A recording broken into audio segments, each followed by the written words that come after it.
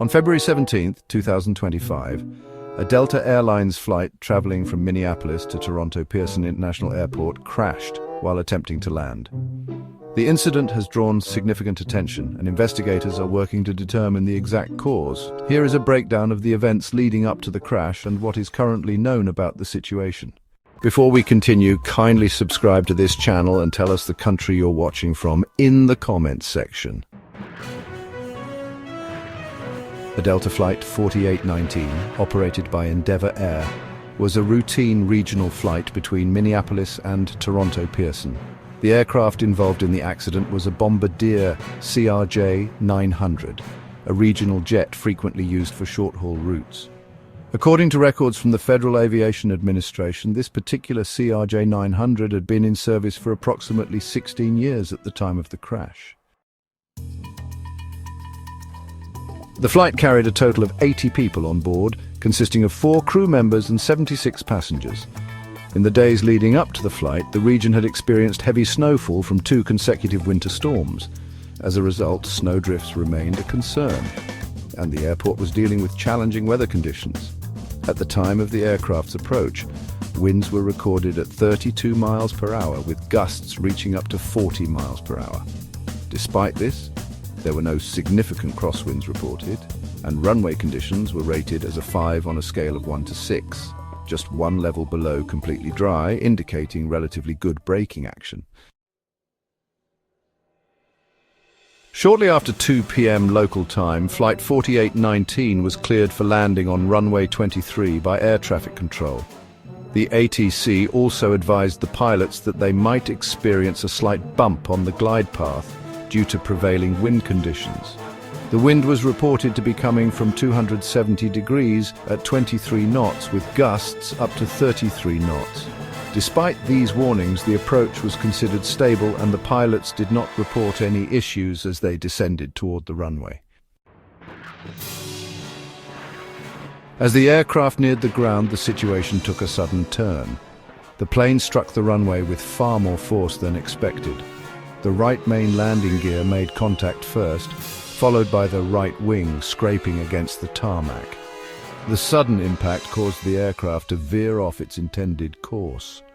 Unable to recover control, the plane flipped over within seconds, turning what had initially seemed like a routine landing into a catastrophic crash. When the aircraft came to a stop, it was upside down. The force of the crash caused extensive structural damage, including the detachment of the tail section and one of the wings. Inside the cabin, passengers found themselves suspended upside down by their seatbelts. Panic quickly set in as they scrambled to unbuckle themselves and escape the overturned aircraft.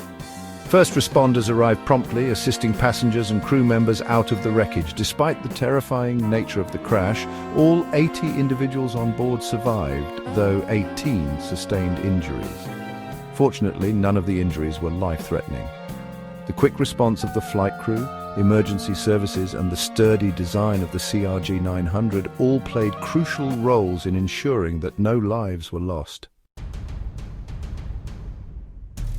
Investigators are currently examining multiple factors that may have contributed to the crash.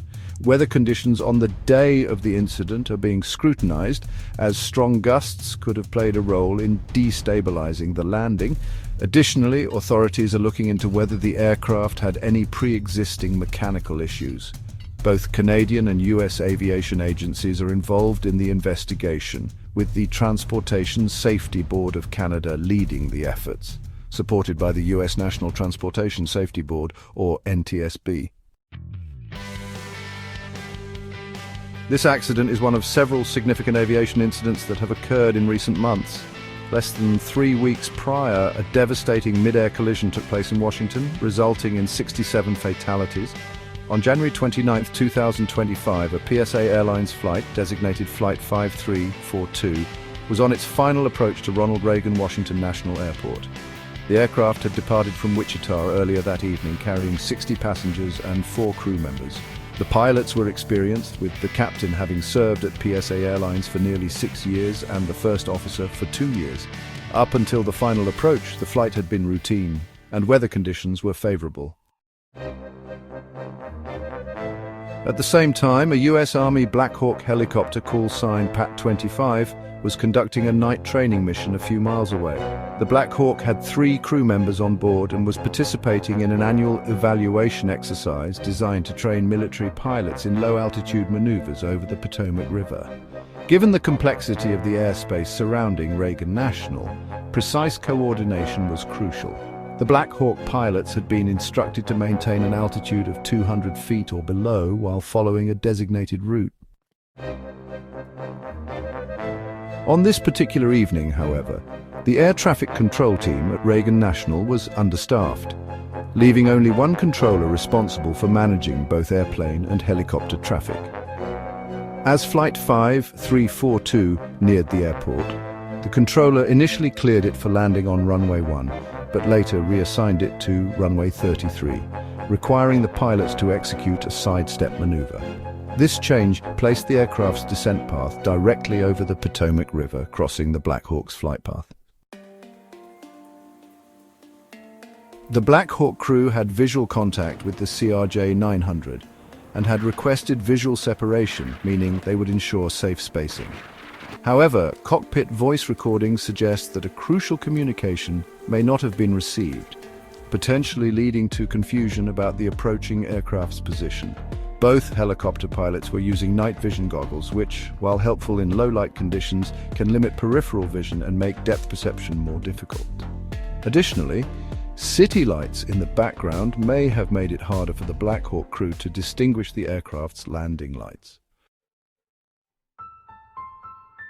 As Flight 5342 made its final approach, the tower's conflict alert warning activated. The controller instructed the Black Hawk crew to confirm whether they had the aircraft in sight and directed them to pass behind the approaching jet. However, due to a possible communication gap, the instruction may not have been fully understood. Meanwhile, the Black Hawk was flying at approximately 325 feet, well above its assigned altitude of 200 feet. The TCAS, Traffic Collision Avoidance System, in the CRJ-900 issued a warning, signaling an imminent collision. At that point, the pilots attempted to avoid the crash, but it was too late. At 8:48 p.m., the two aircraft collided mid-air. The impact shattered the Black Hawk, sending flaming debris into the Potomac River. The passenger jet sustained catastrophic damage, lost control, and plunged into the river just half a mile from the runway threshold.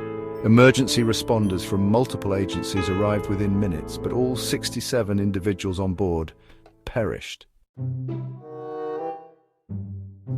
A man walking home after a long day hears the deep, thunderous roar of an aircraft overhead. The sound is different, heavier, ominous, closer than usual. He slows his pace and looks up. A Boeing 747 is descending, visibly struggling. Something is wrong. Moments later, the aircraft dips sharply and disaster unfolds before his eyes.